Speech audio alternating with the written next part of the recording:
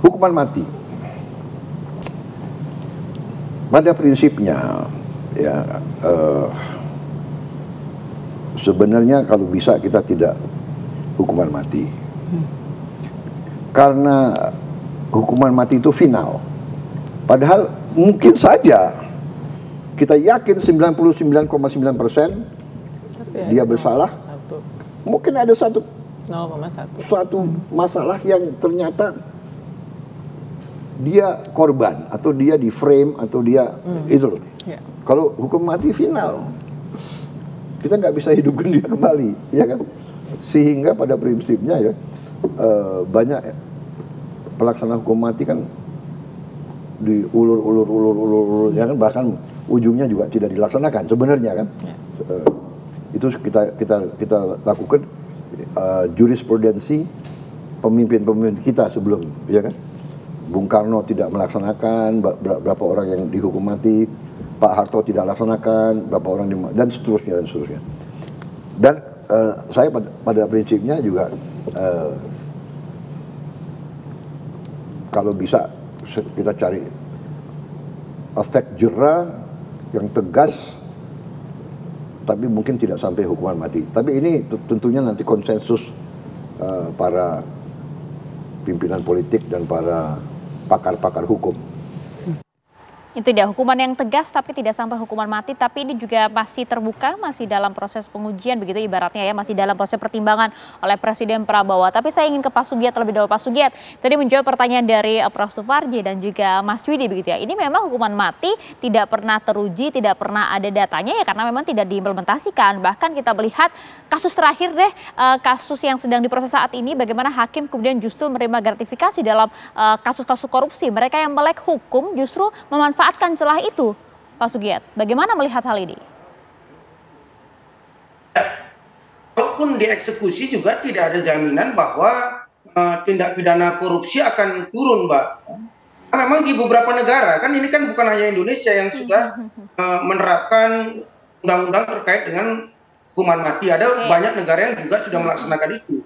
Tapi memang kalau kita lihat kaji misalnya beberapa negara tersebut, dari sekian banyak yang ada, mungkin hanya Cina yang berhasil katakanlah dengan melakukan putusan hukuman mati itu bisa menekan tindak pidana korupsi. Tapi itu kan juga belum tentu juga bahwa variabel yang mempengaruhi itu adalah terkait dengan hukuman mati. Bisa saja bahwa memang di Cina sistemnya memang sudah sangat berjalan bahwa tindak pidana korupsi itu bisa turun.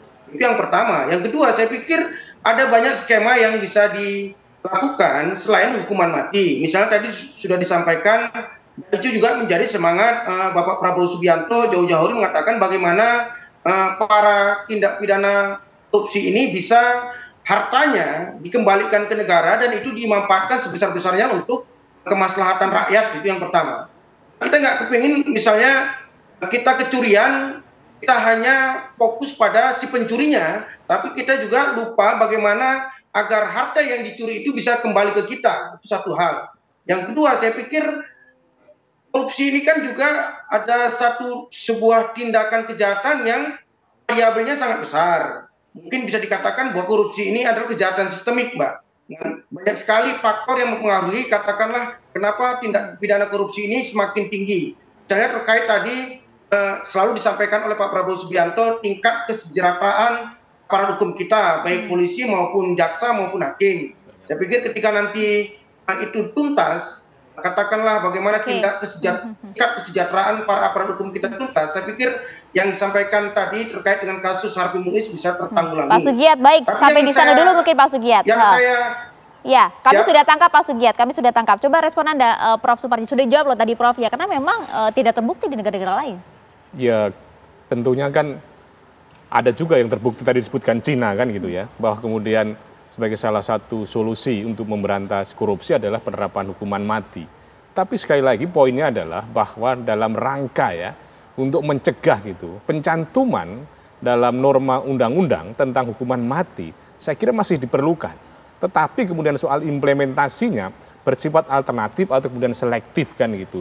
Persoalan instrumen-instrumen yang lain, perampasan aset, pencabutan hak ekonomi, atau kemudian peningkatan kesejahteraan, memang itu juga harus dilakukan. Tetapi tentunya bagaimana kita fokus pada apakah urgensi hukuman mati dalam konteks pemberantasan korupsi di Indonesia dalam pandangan saya masih diperlukan.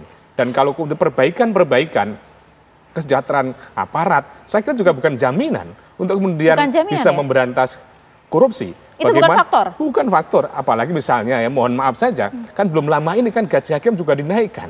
Yang mulai setelah ada demo lama waktu itu, ternyata beberapa orang ditangkap karena gratifikasi. Jadi kalau kita bicara soal kesejahteraan, bahwa kita ini tidak pernah merasa cukup kan gitu loh. Tinggal bagaimana ketegasan aparat melalui instrumen undang-undang untuk kemudian bisa mencegah, bisa memberantas korupsi di Indonesia. Ketegasan aparat dalam melaksanakan instrumen hukum negara. Pak Sugiat, silakan respon Anda. Saya menangkap apa yang disampaikan oleh Bapak Prabowo Subianto itu pendekatannya 3, Mbak. Yang pertama adalah pendekatan hak asasi manusia.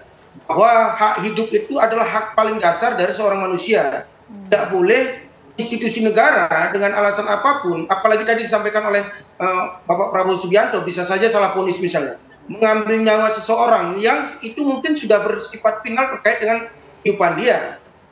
Ingat, Mbak, bahwa paradigma hukum kita adalah rehabilitasi, bukan balas dendam. Itu kenapa misalnya istilah penjara menjadi lembaga permasyarakatan misalnya, istilah narapidana menjadi warga binaan, bahwa semangat yang ingin diambil dari pendekatan hukum kita terhadap tindak pidana kejahatan adalah rehabilitasi.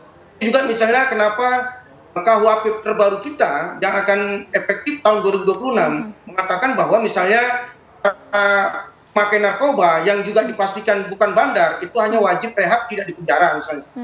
Misalnya terkait salah vonis, saya kemarin datang ke lapas Banda Aceh, Mbak. Ada salah satu yang dari 100 sekian tadi yang divonis mati ada di lapas Banda Aceh. Seorang kakek-kakek 63 tahun terjerat undang-undang narkotika divonis mati. Sekarang sedang menjalani masa percobaan 10 tahun. Apa yang dilakukan oleh kakek 63 tahun terkait dengan tindak pidana narkotika tadi? Dia hanya membawa barang, kalau istilah di Aceh itu tukang pikul. Dia tidak tahu barang yang dipikulnya itu adalah narkotika, dan dia tidak tahu siapa bandarnya. Ketika dia ditangkap, dia hanya dapat 3,5 juta. Ketika dia ditangkap, divonis mati, sekarang menjalani proses percobaan 10 tahun. Sementara si kakek yang 63 tahun tadi di lapas 2 Banda Aceh itu sudah berkelakuan baik. Saya pikir hal-hal seperti inilah yang kita hindari. Bagaimana hak hidup sebagai hak dasar dari hak asasi manusia itu negara menjaminnya. Yang kedua, jangan sampai hukuman mati ini masuk ke salah vonis, apalagi dengan situasi produk hukum kita yang sekarang ini saya pikir perlu banyak evaluasi, perlu banyak kritik, bagaimana misalnya terjadi kriminalisasi dan lain sebagainya. Dan yang ketiga saya pikir kalau semangatnya adalah pemberantasan tidak pidana korupsi. Kami tangkap, sekali lagi apa yang disampaikan oleh Pak Prabowo, perlu skema sistematik, bukan hanya parsial vonis hukuman mati, tapi perlu skema sistematik, katakanlah untuk pemberantasan korupsi. Ya, kalau kita bicara hak hidup, bahwa kemudian negara mengambil hak hidup para koruptor itu, bisa kita balik logikanya, bahwa koruptor itu juga mengambil hak hidup rakyat.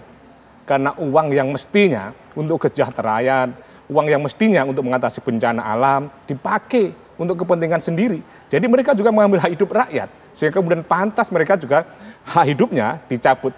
Kalau kemudian konteksnya tadi, takut salah hukuman, takut kemudian keliru tulisan dan sebagainya, maka konteksnya tadi saya katakan sangat selektif. Bagaimana aparat penegak hukum hati-hati dalam menerapkan hukuman mati. Tetapi untuk pencegahan, untuk kemudian mengembalikan hak hidup masyarakat pun, bahwa ketika mereka mencabut hak hidup dengan korupsi-korupsinya tadi itu, pantas kemudian ada ancaman hukuman mati. Sekali lagi bahwa supaya mereka tidak mainkan hak hidup rakyat juga gitu. Oke, meskipun juga tadi konteksnya ada rehabilitasi sebenarnya Mas Budi. Ya, jadi sebenarnya kenapa sih ada filosofis hukuman mati di dalam Undang-Undang Tindak Pidana Korupsi? Karena sampai saat ini kita masih mengakui korupsi adalah kejahatan yang luar biasa, extraordinary crime. Sehingga politik hukum pada saat itu adalah menghukum para pelaku korupsi, ya, itu setinggi-tingginya. Sehingga semua hukuman badan bagi para koruptor, baik yang minimal 1 tahun, ya, kemudian sampai 20 tahun seumur hidup, dan hukuman mati itu ada semua di situ. Dan tentu di sini saya mungkin ingin menyampaikan bahwa korupsi yang merupakan kejahatan luar biasa, makin lama makin terkikis keluar biasaannya. Ya sehingga nanti bisa jadi malah binasa ya kan kasus korupsi. Kenapa? Karena misalnya nggak gitu juga dong Mas Yudi. karena misalnya PP 99 itu kan sudah dihapus. Ya artinya bahwa koruptor baru bisa mendapatkan remisi kalau dia menjadi justice kolaborator. Sekarang mau dia kooperatif, nggak kooperatif, mau JC, nggak JC, bisa mendapatkan remisi. Itu yang pertama. Kemudian yang kedua Mbak, bahwa kalau misalnya memang politik hukum pemerintah ya menyampaikan bahwa hukuman mati bagi kejahatan apapun yang berat itu nggak ada, maka seharusnya sebelum dihapuskan ya, saya berharap pemerintah ya dan juga DPR sebagai legislasi yaitu memberikan dulu dalam kutip kompensasi hukum. Kompensasi seperti? Ya, misalnya pertama undang-undang perampasan aset yang sudah ada dari zaman Pak Jokowi surpresnya. Sudah banyak loh RUU yang sudah menjadi undang-undang yang lebih belakangan dibandingkan dengan revisi dengan undang-undang perampasan aset. Kemudian pembatasan uang tunai. Saya sepakat tadi misalnya bahwa ini ada sistemik korupsi, maka cara memberantasnya juga sistemik. Memang penghukuman juga tidak akan membuat efek jera, tetapi setidaknya akan menjadi contoh yang baik bahwa hukum ditegakkan. Ketika kemudian tadi dikatakan ada misalnya semacam kayak kriminalisasi dan sebagainya, saya pikir tentu sudah ada uji ya. Koruptor itu tidak perlu kita ajarkan bagaimana cara mereka menyelamatkan diri. Ya, mereka punya penasehat hukum, mereka punya pembela. Banget ya Mas Yudi ya? Pengalaman. Orang kita salah ngomong aja bisa dijaga oleh mereka gitu. Jadi kembali lagi bahwa saya berharap ya korupsi di Indonesia masih merupakan extraordinary crime, kejahatan luar biasa. Mumpung ada DPR sini nanti juga bisa menjawab pertanyaan Anda terkait dengan undang-undang perampasan aset. Tapi kita tahan dulu ya Pak Sugiat, Mas Yudi dan juga Prof Suparji. Kita ingin dengar sebenarnya kalau masyarakat sebenarnya seperti apa sih pendapatnya terkait dengan hukuman mati kepada para koruptor ini. Sudah ada rekan kami, ada Shena Damayana yang sudah bersama dengan sejumlah warga di Jakarta. Silakan Shena. Ya pemirsa, belakangan ini baru saja memang sangat santer diperbincangkan bahwa hukuman mati ini akan ditiadakan. Tentunya ada pihak yang setuju dan juga tidak setuju. Setuju karena ini juga merupakan dampak atau akibat dari perbuatan yang mereka lakukan, dan juga yang tidak setuju karena tidak sesuai dengan asas kemanusiaan. Lalu seperti apakah sebenarnya pendapat masyarakat tentang hukuman mati yang rencananya akan ditiadakan? Kita sudah bersama dengan Pak siapa namanya Pak? Pak Rio. Pak, bagaimana pendapatnya tentang hukuman mati yang rencananya akan ditiadakan?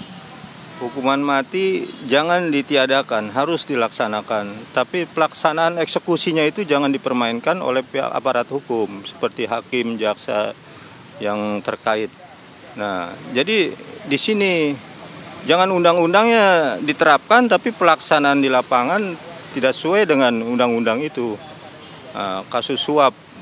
Nah, dalam konteks korupsi di negara lain itu udah di Asia Tenggara itu udah 2-3 negara menerapkan hukuman mati seperti Vietnam, Malaysia itu. Kita belum menerapkan hukuman mati bagi koruptor. Nah, kenapa kita tidak mau negara sebesar ini? Nah, karena di situ ada saling keterkaitan antara pemilik modal oligarki itu dengan perangkat hukum. Kalau dia mampu, dia bisa membayar eksekusi yang udah tetapkan hukuman mati itu. Jadi saya tidak setuju hukuman mati tetap dilaksanakan, tapi undang-undangnya pelaksanaannya harus diterapkan. Harus benar-benar pemerintah harus mendorong itu undang-undang itu supaya terlaksana dengan baik. Jangan ada tarik ulur di situ, permainan kasus suap itu seperti kasus contoh yang sudah kasus korupsi hukum tidak sesuai dengan undang-undang, harusnya 15 tahun penjara atau 20 tahun atau seumur hidup. Pelaksanaannya masyarakat juga tidak bisa mengontrol secara pasti apakah itu benar dilaksanakan 20 tahun atau seumur hidup. Demikian, terima kasih atas. Jadi lebih ke pengawasannya ya Pak ya? Pengawasannya, perangkat hukumnya itu yang harus bijaksana menerapkan itu. Tapi intinya setuju-setuju aja? Setuju, jangan dihapuskan. Ada hukuman mati aja masih begini negara kita. Apalagi kalau tidak ada hukuman mati, mau jadi apa negara ini? Koruptor makin banyak, dan perbuatan ekstrim itu lebih banyak lagi, udah nggak bisa terkontrol. Terima kasih ya Pak Rio ya. Dan pemirsa, kita akan berpindah ke Bapak Adam. Pak, kalau Bapak gimana nih pendapatnya tentang hukuman mati yang ditiadakan rencananya? Oh ya, oke, baik. Ini sangat-sangat setuju bahwa hukuman mati itu perlu ada. Hukuman mati ini ada memang berdasarkan hukum akal dan hukum rasa. Itu tertulis, tersirat, dan dapat dijalankan. Tuhan menghendaki orang wajib mendapat hukuman setimpal. Dan Indonesia tidak akan rugi. Tidak akan rugi. 1-2 orang dilaksanakan secara terbuka di depan umum, maka Indonesia menuju mewujudkan kesejahteraan umum bagi seluruh rakyat Indonesia yang hari ini terpuruk gara-gara hukuman tidak berjalan mulus. Oleh dan sebab itu saya sungguh-sungguh, kami anak jalanan, warga negara Republik Indonesia mendukung keputusan ini dan mengharuskan Presiden Republik Indonesia Prabowo Subianto wajib melaksanakan hukuman mati kepada pelaku hukuman yang kejam setimpal. Tapi banyak pendapat juga yang kalau hukuman mati ini dilaksanakan, ini tidak sesuai dengan hak asasi manusia dan yang lain sebagainya. Gimana menurut Bapak? Hak asasi manusia bukan produk Tuhan, itu produk manusia, akal-akalan. Dengan melaksanakan program ini, mewujudkan kesejahteraan umum bagi seluruh rakyat Indonesia, maka koruptor harus diselesaikan. Apa koruptor aja Pak atau tindak kejahatan lain juga harus dihukum mati? Tindak kejahatan lain, membunuh harus dibunuh. Itu untuk mewujudkan keamanan negara. Tidak perlu dengan melibatkan kepolisian, menyusahkan polisi, TNI, masyarakat pada umumnya. Tapi hanya 1-2 orang saja kita laksanakan di era ini, maka Indonesia akan maju ke depan.